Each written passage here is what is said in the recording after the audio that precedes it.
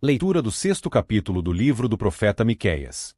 Ouvi, agora, o que diz o Senhor: levanta-te, defende a tua causa perante os montes, e ouçam os outeiros a tua voz. 2 Ouvi, montes, a controvérsia do Senhor, e vós, duráveis fundamentos da terra, porque o Senhor tem controvérsia com seu povo e com Israel entrará em juízo. 3 Povo meu, que te tenho feito? E com que te enfadei? Responde-me. 4 Pois te fiz sair da terra do Egito e da casa da servidão te reme, e enviei adiante de ti Moisés, Arão e Miriam. 5 Povo meu, lembra-te, agora, do que maquinou Balaque, rei de Moabe, e do que lhe respondeu Balaão, filho de Beor, e do que aconteceu desde Sitim até Gilgal, para que conheças os atos de justiça do Senhor. 6 Com que me apresentarei ao Senhor e me inclinarei ante o Deus excelso. Virei perante ele com holocaustos, com bezerros de 1 ano? 7 Agradar-se-á ao Senhor de milhares de carneiros, de 10.000 ribeiros de azeite. Darei o meu primogênito pela minha transgressão, o fruto do meu corpo, pelo pecado da minha alma.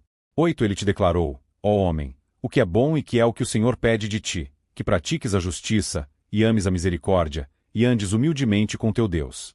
9 A voz do Senhor clama a cidade, e é verdadeira sabedoria temer-lhe o nome ouvir, ó tribos, aquele que a cita. 10 Ainda há, na casa do ímpio, os tesouros da impiedade e o detestável é faminguado? 11 Poderei eu inocentar balanças falsas e bolsas de pesos enganosos? 12 Porque os ricos da cidade estão cheios de violência, e os seus habitantes falam mentiras, e a língua deles é enganosa na sua boca. 13 Assim, também passarei eu a ferir-te e te deixarei desolada por causa dos teus pecados. 14 Comerás e não te fartarás, a fome estará nas tuas entranhas, removerás os teus bens, mas não os livrarás, e aquilo que livrares, eu entregarei à espada.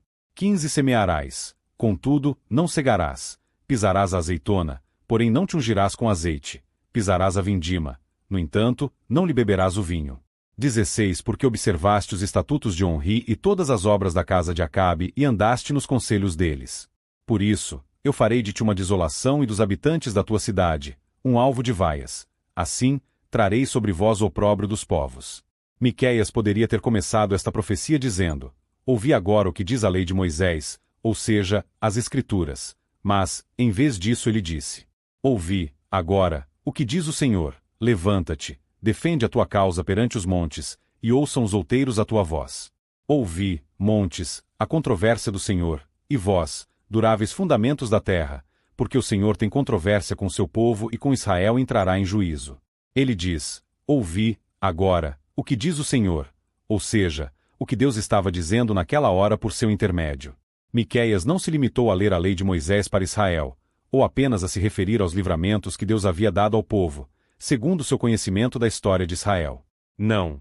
Ele foi a boca de Deus para expressar o que faria ao seu povo, e para declarar sua condição perante ele, conforme o teor das palavras das Escrituras. Todo ministro do Evangelho é chamado também a proceder pelo mesmo critério. Não deve ser um mero expositor das doutrinas bíblicas para o seu povo. Não deve ser um simples narrador dos poderosos feitos de Deus na história da Igreja. Mas, tal como Miqueias, deve ser a boca de Deus, para traduzir sua vontade, conforme o teor das Escrituras. Deus não nos deu as Escrituras para permanecer mudo. Ele nos deu as Escrituras, mas deseja também continuar falando diretamente ao seu povo, especialmente através de seus ministros, fazendo com que eles sejam sua boca, para apacentarem seu povo, conduzindo-os em santidade. Um sermão verdadeiro deve ter sido recebido do alto, da parte do Senhor, segundo a expressão da sua vontade para aquela hora, senão não passará de mera letra que mata, e não poderá produzir os efeitos esperados por Deus. Caso contrário, como o Senhor poderá ser glorificado devidamente, por tudo o que estiver fazendo entre nós e em nós? É necessário, portanto, ter conhecimento das suas operações na Igreja, e para tanto, é preciso estar debaixo de uma verdadeira instrução e direção do Espírito Santo, porque somente ele conhece a mente e o plano de Deus. Lembram que Miqueias disse que estava cheio do Espírito de Deus, para poder cumprir o propósito do Senhor? Não deve ser diferente conosco nos dias da Igreja. Ao contrário, precisamos de um discernimento ainda maior, porque as boas promessas de Deus têm tido cumprimento em nossos dias. Se Miqueias tivesse ficado maravilhado com as promessas relativas ao futuro glorioso de Israel sob o Messias, a ponto de não pensar em nada mais além disso, o Senhor não poderia continuar se revelando a ele, porque como vemos neste capítulo, as palavras não são consoladoras, mas admoestadoras. Deus confrontou Israel através do profeta, chamando o povo a refletir na loucura das suas ações, depois dele ter se revelado, manifestando sua grande benignidade.